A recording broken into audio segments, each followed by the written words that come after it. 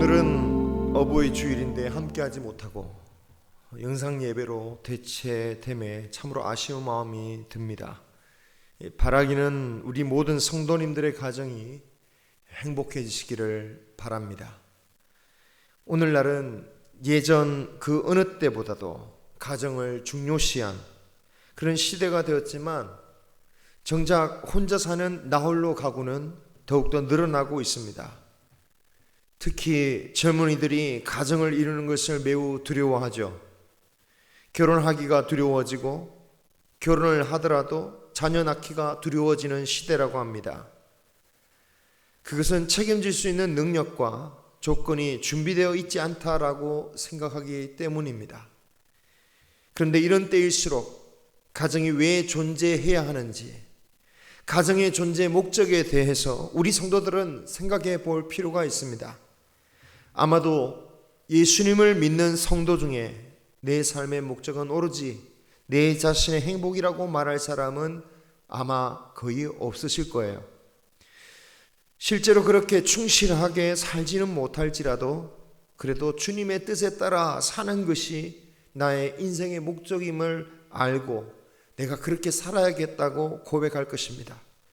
그런데 우리의 가정도 마찬가지라는 거죠. 나의 뜻이나 우리의 가족의 뜻을 위해서, 가족의 행복을 위해서 존재하기보다는 주님을 위해서 존재한다라는 것을 우리는 기억해야 합니다. 왜입니까? 가정을 만드신 이가 하나님이시기 때문입니다. 물론 내가 배우자를 결정하고 또 심지어 자녀의 수까지 계산해서 낳는다라고 생각하니까 내가 가정을 만든다라고 생각하기 쉽습니다. 하지만 정말 그렇습니까? 내가 계획하고 결정하는 그 모든 것도 결국은 하나님께서 허락해 주셔야만 가능한 것입니다. 자신의 마음대로 가정을 만들 수 없다라는 것은 세상의 사람들도 다 인정해요. 천생연분이라는 말도 그래서 나온 것이죠. 하나님께서 만나게 해주셔야 그리고 하나님께서 상황을 만들어 주셔야 가능한 것입니다. 자녀들은 또 어떻습니까? 마음대로 낳을 수 있는 것 같지만 그렇지 않죠. 혹시 계획적으로 자녀를 낳았다고 해도 그 자녀는 우리가 예상한 과는 너무 다를 때가 많이 있습니다. 말을 안 들을 때는 도대체 어떻게 이런 아이가, 저런 녀석이 내 뱃속에서 나왔는가 라고 싶다가도 또 어떨 때는 어떻게 저렇게 이쁜 애가 내 뱃속에서 나왔는가. 어떤 사람들은 태교의 덕분이다 라고 말들 하지만 그것은 전적으로 하나님의 작품입니다. 야곱이 자신의 삼촌과 양을 놓고 다투었을 때에 얼룩진 새끼를 자신이 가지기로 하면서 양들에게 태교를 시작하죠. 주위 환경을 모두 얼룩지게 만들었습니다. 나무를 얼룩지게 만들고 그리고 물도 그물을 쳐서 얼룩덜룩하게 만들었던 거죠. 하지만 그렇게 한다고 해서 과연 얼룩진 양이 태어나겠습니까? 그렇지 않겠죠. 그런데 하나님께서는 어린 양들을 정말 그 야곱이 계획한 대로 낳게 하셨습니다. 그것은 야곱 스스로는 나의 노력이라고 생각했을지 모르겠지만 야곱의 노력의 결과가 아니라 하나님께서 야곱에게 하신 그 약속을 지키시기 위해서 얼룩진 양을 태어나게 하셨다라는 것입니다. 우리가 가정을 계획하고 만들었다라고 생각할지는 몰라도 결국 가정을 만드시는 분은 하나님이시다라는 겁니다. 그렇습니다. 하나님께서 가정을 만드셨습니다. 그리고 만드셨다라는 것은 목적이 있다라는 것입니다.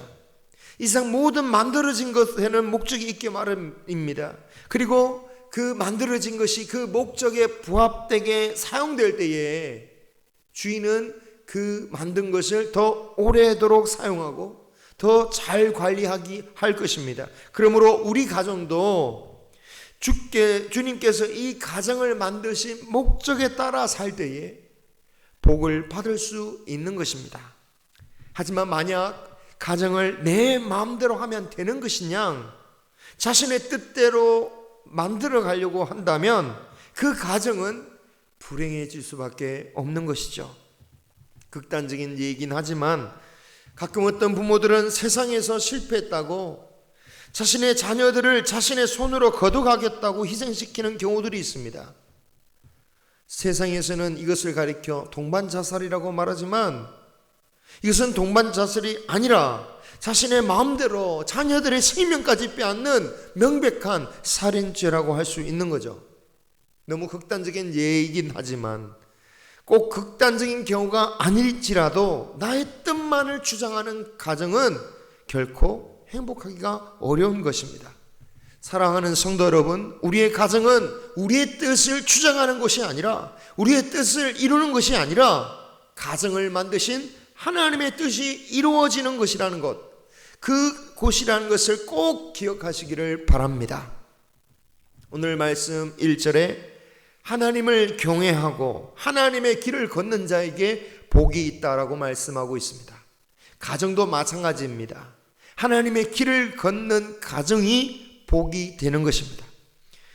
그럼 가정은 어떻게 하나님의 길을 걸어갈 수 있겠습니까? 4절의 말씀처럼 일단 하나님을 경외하는 가정이 되어야 합니다. 경외한다는 게 무엇입니까? 쉽게 말하자면 두려워한다라는 것이죠. 억압과 공포가 아닌 존경과 권위에서 나오는, 저절로 고개를 숙이고 따를 수밖에 없는 그러한 두려움입니다. 이 두려움은 우리를 살리는 것입니다. 여러분, 마땅히 두려워할 것을 두려워하고 두려워하지 않아야 할 것을 두려워하지 않는 것은 지혜라고 할 수 있습니다.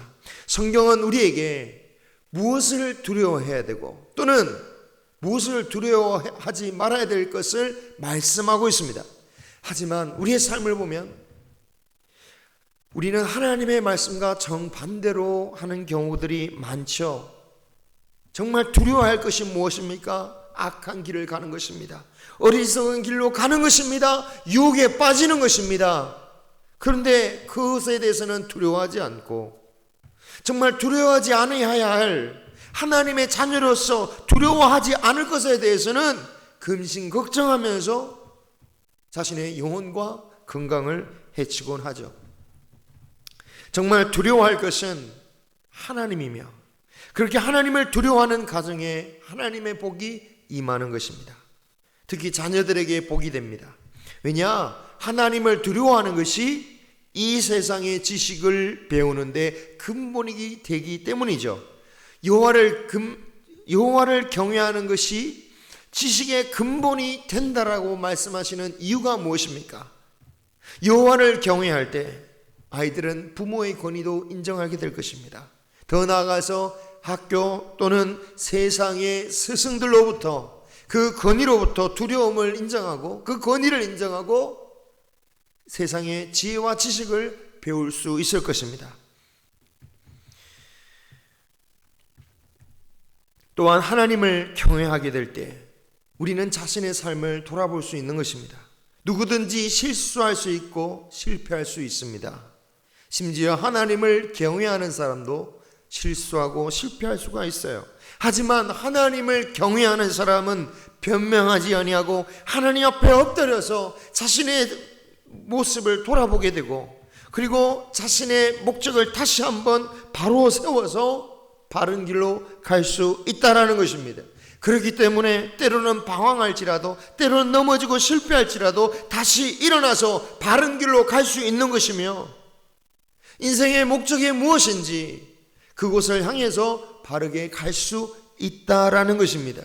그러므로 자녀가 하나님을 경외하는 것, 여호와를 경외하는 것이야말로 그 어떤 학원에 보내어 공부하게 하고 시험을 치게 하는 것보다 더 중요하다라는 것입니다.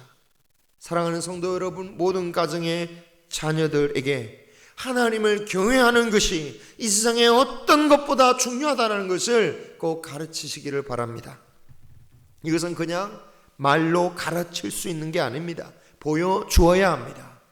부모님들이 먼저 하나님을 두려워하는 삶을 사시고 하나님께 경건히 예배드리는 것을 우선시할 수 있기를 바랍니다.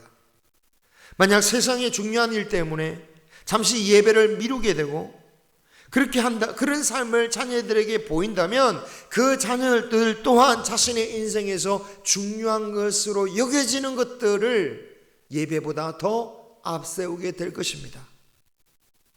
그 중요하다고 여기는 것이 이런 것일 수가 있는 거예요. 여자친구, 남자친구와 함께 데이트 가는 것을 더 중요하게 여길 수도 있는 것이고요. 가족여행을 예배 드리는 것보다 더 중요하게 여길 수 있다는 거예요. 정말 하나님의 복을 받는 가정이 되려면 하나님을 교회하는 데 있어서 우리가 예외를 두어서는 안 될 것입니다. 하지만 자꾸 예외를 두는 이유는 하나님의 말씀대로 갈 때에 그것이 나에게 복이 되지 아니할 것이다, 내가 손해볼 것이다 라는 생각 때문일 거예요. 여러분, 하나님을 두려워하여 그의 길로 간다는 것은 내비게이션과 같은 겁니다. 저는 모르는 길로 가면 일단 내비게이션의 말을 전적으로 신뢰합니다. 때로는 내비게이션이 가장 좋은 길로 인도하지 않을 수가 있습니다. 둘러가는 길로 인도할 수도 있어요. 하지만 모르는 길로 갈 때는 최소한 헤매지는 않게 만들어준다라는 거예요. 반드시 그 길을 따라가면 목적지로 갈 수 있게 하기 때문입니다. 여러분, 하나님께서 우리에게 또는 우리의 가정에게 인도하시는 길은 생명으로 가는 확실한 길이라는 것을 믿으시기 바라요. 그렇게 평탄하지 않을 수 있습니다. 장애물을 만날 수 있습니다. 폭우를 만날 수도 있습니다. 하지만 그것 때문에 불안해하지 마시고 하나님이 인도하시는 이 길 끝에 가정의 축복이 있다라는 것을 믿으시고 따르시기를 바랍니다. 그럼 하나님의 길을 따라갈 때에 어떤 복을 받는가?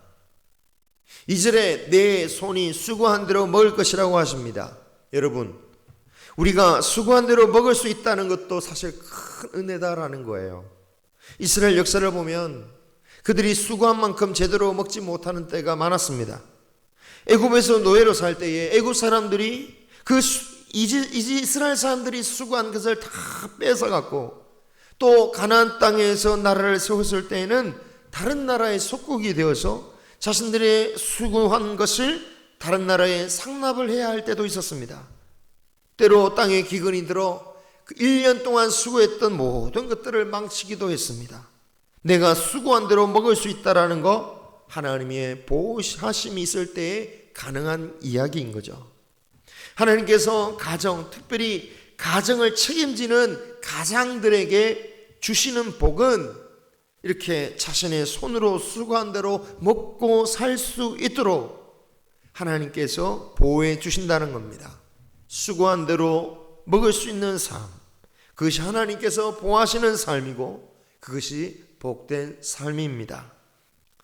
여러분, 이 말씀에 아멘 하시는 분들도 계시겠지만 어떤 분들은 아멘하지 못하는 분들도 있을지 모르겠습니다.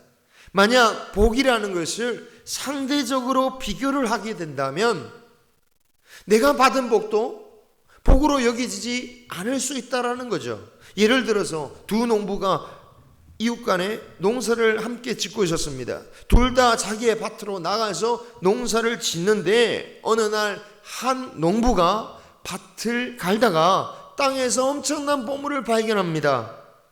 그러면 대부분 누가 복을 받았다라고 말하겠습니까? 당연히 보물을 발견한 사람이 복을 받았다. 그러면 그 보물을 발견하지 못한 사람은 복을 받지 못한 것입니까? 그렇게 여겨지죠. 대단한 것을 발견한 그 사람을 보면 상대적으로 나는 아무것도 받지 못한 것처럼 여겨지게 되어 있습니다. 하지만 성경은 그것을 너무 부러워하지 말라고 합니다. 왜냐? 진정한 복이 뭡니까? 진정한 복은 하나님이 인도하시는 삶이다라는 거예요.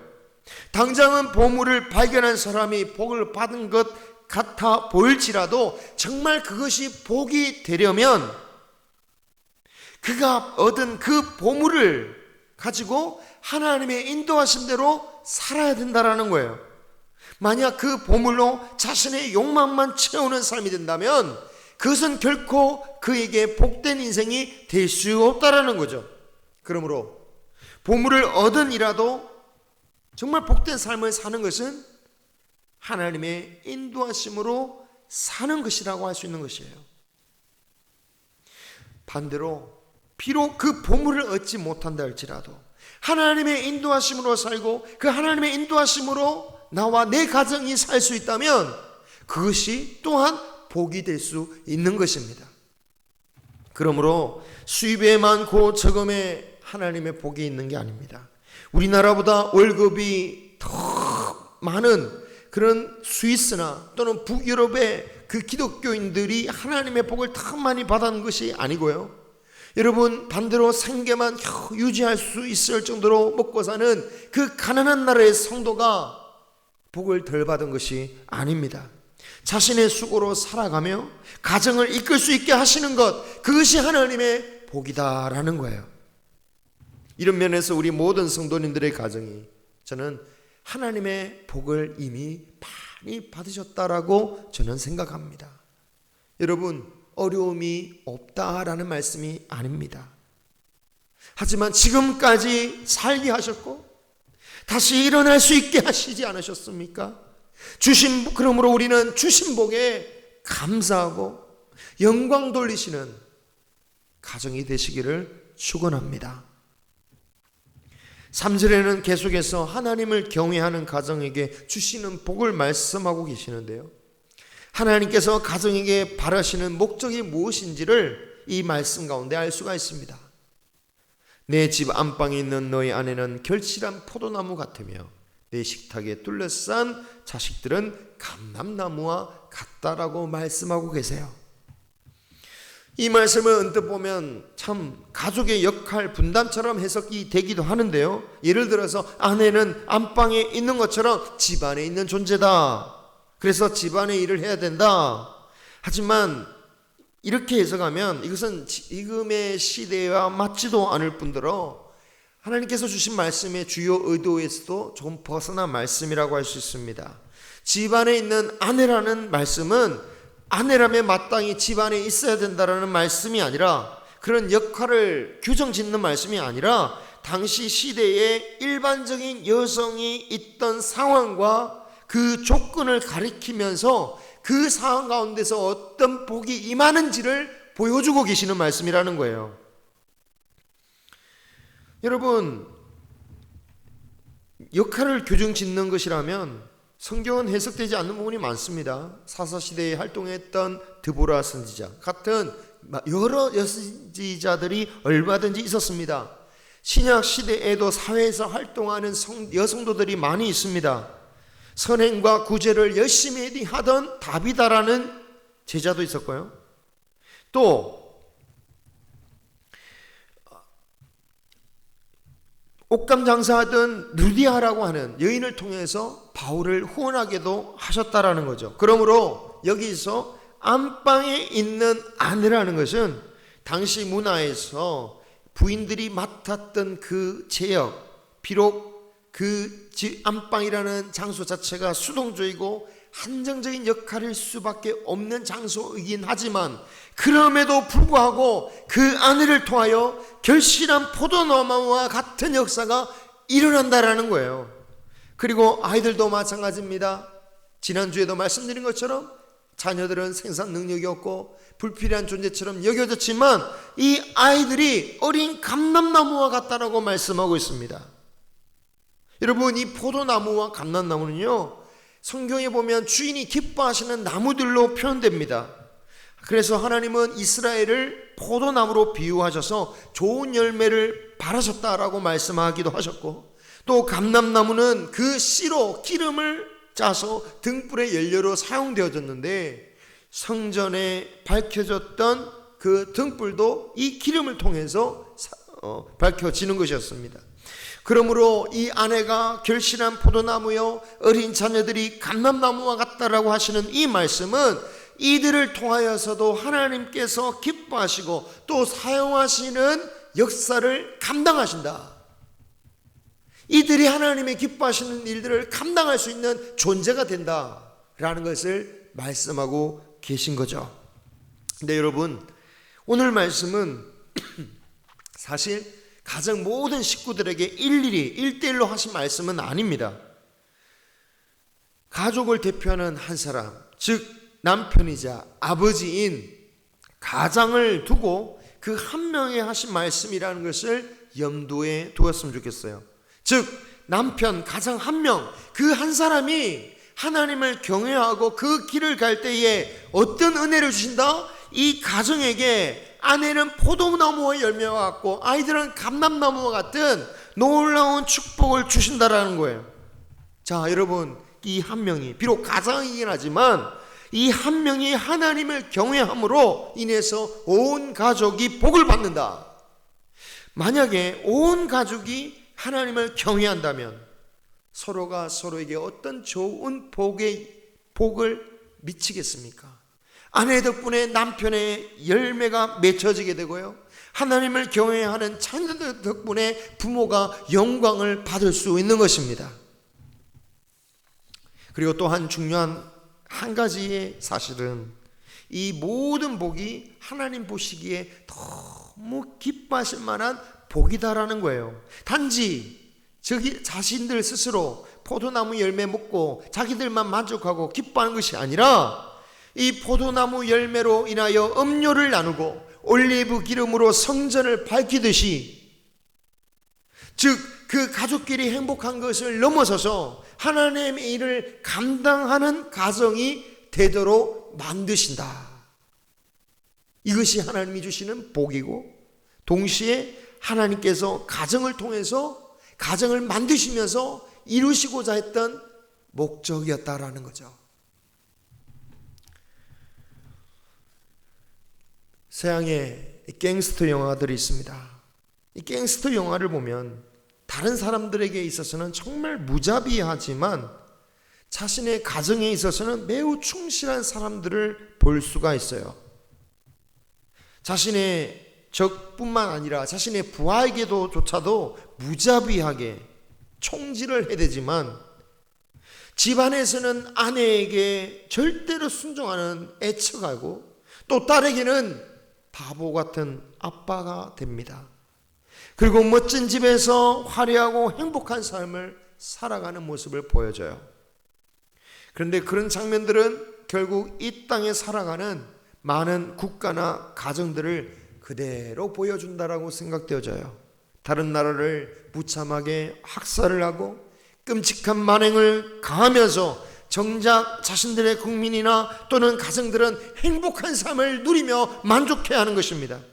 지금 저 러시아, 저 나라가 딱 그런 악한 짓을 벌이고 있죠.